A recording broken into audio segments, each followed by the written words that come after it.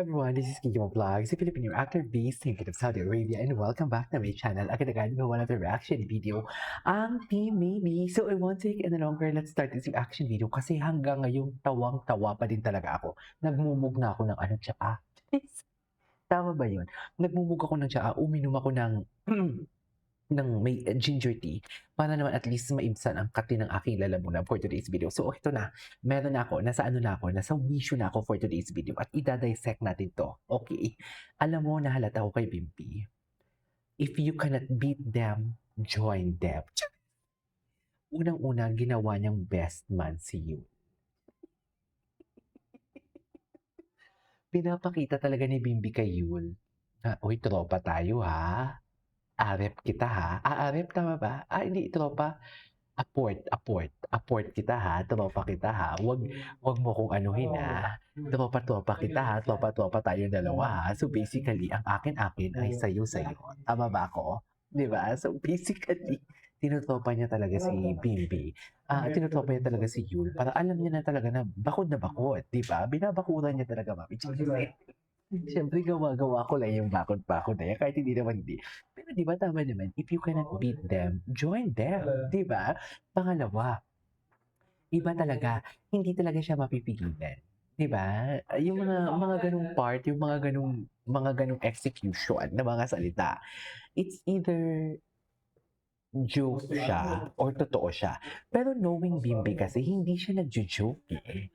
Hindi talaga siya nagjo-joke. Kaya nga ng una, ang sabi ko kanina sa reaction video ko, teka lang kasi ang pagkakatanda ko, ang sinabi mo, kung hindi man ikaw ang magiging boyfriend, ano sabi niya? Ninong siya. Tama ako. 'Di ba? Kung hindi man ikaw ang magiging boyfriend, ninong ako. Yun yung sabi niya sa live, right? Kaya nga napapaisip ako naman, parang na-analyze ko na, wait lang, bakit gano'n? Bakit nang sinabi mo kung hindi ka man? Meaning to say, may ginagawa kang paraan para maging kayo, tama? Pangalawa, ngayon magpapakasal na daw talaga sila in 2 years. Charis! Mami, hihintayin ko yan ang 2 years na yan. Sa totoo lang, hihintayin, tatandaan natin yan ha. August 3, 2026. So basically, August 2028, sinila na ng salita. Di Emily. Pero di ba, hindi niya talaga mapigilan. Kasi hindi siya joker eh. 'Di ba? Ano siya eh, hindi siya confrontation eh, vocal siya and at the same time, hindi siya basta wala siyang filter. 'Yan yung maganda sa kanya. Parang ano talaga siya, parang si Chris Aquino talaga siya. Walang filter talaga ang mga salita niya. Kaya naniniwala talaga ako na kung ano ang ipinapakita niya dito, kung ano man ang pinapakita niyang actions and everything is yun lang talaga yung katotohanan, right? So anyways, panoorin natin 'to. 'Di ba? Yun talaga yun. Endgame talaga sila, ma'am. Endgame talaga sila. Sinasabi ko sa'yo. Eh, 'di ba? Si Yul wala na. Hindi na nakareklamo si Yul. 'Di ba? On national TV, sinabi niya na best man niya si Yul. 'Di ba? In national TV, sinabi niya na best man niya si Yul. So anong gagawin pa ni Yul for today's video? Although alam na din naman natin talaga na wala naman talaga something si Raisa tsaka si Yul. Alam natin yan, okay? Alam natin. Pero what I'm trying to say is, what if lang kung magkaroon, and binest man ka na ni Bimpi. Matalino to si Bimpi. Di ba? Best man na yan, pero bakod na yan. Yan talaga yung totoong bakod, Bim. Grabe si Bimbi. Hindi ko kinakaya si Bimbi, I swear. Hindi ko siya kinakaya. Hindi ko talaga siya kinakaya. Di ba? Oh, Ninong, di ba? Di ba? Papakasalan niya talaga yan. Wait lang, may nakita ako dito. Wait lang, kunwari, mag-guest, magpo-propose pala. Grabe naman to. Ito yung first meet nila. Tama ba? Ano, ang ganda ng kanta. Wala na to, ma'am. Di ba? Gusto ko makita. Gusto ko makita yung ano niya, ginawa niyang tropas, ginawa niyang best man si Yul. Ginawa niyang best man si Yul. National TV ang nakakita noon. Ginawa niyang best man si Yul. Bibi, threatened ka ba kayo? Yung totoo. Wala lang yan. Wala pa ba post yung TVJ? Check ko nga. Maangas na talaga siya. Maangas na talaga siya. Maano na talaga siya. Matika, makisig. Maangas na talaga siya. Oh, di ba? Nininong-ninang niya na talaga lahat. Di ba? Ayan oh, may pahabol pa talaga siya. May pahabol pa siya. Ay, 2 years. Oo. Di ba? Tsaka yung itsura niya, he's not joke. Nakikita mo yung emphasis niya. In-emphasize niya. Pero babawiin nila to sa TikTok Live. Sasabihin nila to, hindi, nagjo-joke lang naman yan si Bim kasi ganito, ganyan. Babawiin. Pero knowing na si Bimbi, knowing pag si Bimbi, pag magsalita, very outspoken siya. Very direct to the point. Walang filter. Di ba? Pero alam mo, kinikilig naman ako doon sa 2 years. Pero mas kinikilig talaga ako sa alam niyo kung ano, yung ginawa niyang best man si Yul. Doon talaga ako kinikilig. Yung ginawa niyang best man si Yul talaga. May selos nga ba talaga na gano'n? Sa palagay mo, meron nga ba talaga? Napapaisip tuloy ako. Kasi imposibleng walang best friend. Kasi di ba pag best friend mo dapat ang best man. Bakit si Yul ang binest man? Binest man. For sure, hindi naman kayo best of friends. Ngayon lang naman kayo nagkakilala. Issue. Hindi ano lang. Inisyu ko lang. Wait lang. Gusto ko lang ito panoorin.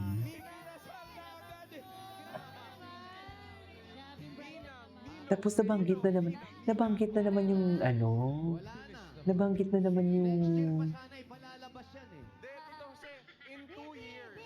in 2 years. Si Mami, ginawa talaga ni Mami ang assignment niya. Ginawa niya. In 2 years, may ebidensya ng ninong eh. Yes. Maninong oh. Ay, grabe. Ayan, mga ninong, ninang. Ninong, ninan. Mga ninong oh. Ninong, ninan. Best man. Kompleto na sa entourage. Ewan ko sa'yo, Bimbi. Bimbirang date. 2 years. After 2 years. After 2 years. Abangan natin yan. Di mo kaya after 2 years. Hindi pa ba yan? Hindi pa yan. After 2 years. Yung best man, asa na? Asa na yung best man? Thank you po. Happy birthday, Eat Bulacan. Dapat Sumusungaw ang pangalawang bagyo. Tinan mo si Yul. Si Yul. Tinan mo nga. Si Yul. Ang layo ni Yul. Ang layo ni Yul. Seryoso. Ay, they are so happy talaga. Masaya talaga sila. I love it. Iba talaga ang kasiyahan nila. Sa totoo lang. Bakit naman seryoso na naman siya doon? Gwapo ni Bimbi, no? Tingnan natin kung meron siyang mga, what do you call this? Kung meron siyang mga BTS na mini-makeupan sila and whatever sa Facebook kasi yan usually makikita. Wait lang ah. Oh, loko, sobrang layo. Sobrang layo. Tingnan mo. Tingnan mo yung agwat ni Raisa kay Karen. Tingnan mo yung agwat ni Bimbi kay Yul. Sobrang layo. Silang dalawa talaga. Tingnan mo, sobrang layo. Sabi ko sa'yo. Mami, hindi talaga sila mapirmi yung pagkabibig. Ang spacing ni Yul kay Bimbi at ang spacing ni Raisa kay Karen parehas eh. Ang spacing ni Karen kay Miles parehas eh. Pero silang dalawa talaga dikit na dikit. Saan dalahin? Ganyan yung mga trabaho namin mga reactor. Ganyan, ina-analyze namin yung bawat pilantik, bawat tinginan, bawat lagay ng kamay sa buhok, bawat haplos sa muka, bawat pagdikit, even the formation. Hindi man sa mga mag-lab team, kahit sa mga dance, sa mga official music video namin ginagawa na reaction video, pinapansin namin yan. Very particular kami dyan. Kaya nakikita namin yan. So kung makikita mo nga, ang mga body languages, alam na naman namin yan. Alam na namin yan mga reactor. Kung may nafe-feel silang awkwardness, kung totoo ba, kung fan service pa, kung pinipeken din ba nila, alam na namin yan. As you can see, tinan mo ang spacing. Diba? Ibang-iba ang spacing nila. Right? So, saan tayo dalahin? Ginawa na nga yung best one on national TV. Mami, hindi ko kaya. Hindi ko kaya to. Ang lala. Oh, di bahala. Ang lala. Babe, pinapahamak mo ko dito, babe, sa totoo lang. Although this is not the intention, I don't know if this is intentional or what. Alam ko namang hindi naman nila 'to intention siguro. Pero kung makikita mo talaga, sila talaga yung dalawa yung dikit-dikit, 'di ba? Okay guys, ipanalangin na lang natin na hindi ipapadala si Raisa sa labas. Hindi siya ipapalabas sa kalye hindi siya ilalabas sa kalyeserye or else malungkot na naman tayo for today's video. Ipanalangin na lang natin na hindi siya talaga ilalabas. Kasi kung ilalabas yun siya, alam na this, totoo talaga. 'Di ba? Bakod na bakod na. Ayaw ni Bimbi ipakita kay si Raisa. Mami, bakit ganyan si Bimbi? Hindi, eme ko lang yan. It again, hindi yan intention ni Bimbi. Okay? That is only my reaction, my analysis based sa photo na nakikita ko. Okay? O, diba? Ano ko lang yan, reaction ko lang yan. Okay? That is only my reaction for today's video. Dikit-dikit talaga sila. I love it. Oh my God, I love making content pagdating kay Bimbi. Sa totoo lang. Seryoso. Enjoy na enjoy ako. Uy, meron pa pala sila dito. Oh, may mga atake pa pala sila dito. Maybe forever. Parang hindi ko nakita kanina yun. Pero it was uploaded for 4 days ago. 4 hours ago. Wait lang, ano to? Wait lang, di nakapag-coffee lang naman baby cakes. Ay, bakit? May coffee break ba dapat sila? Basta ha, sisingilin natin sila ha. Ay, ano to? Sisingilin natin sila after 2 years. Okay? Tatandaan natin. Anyways, that is our for today's video. This is Kiki Vlogs and see you on the next vlog. Bye.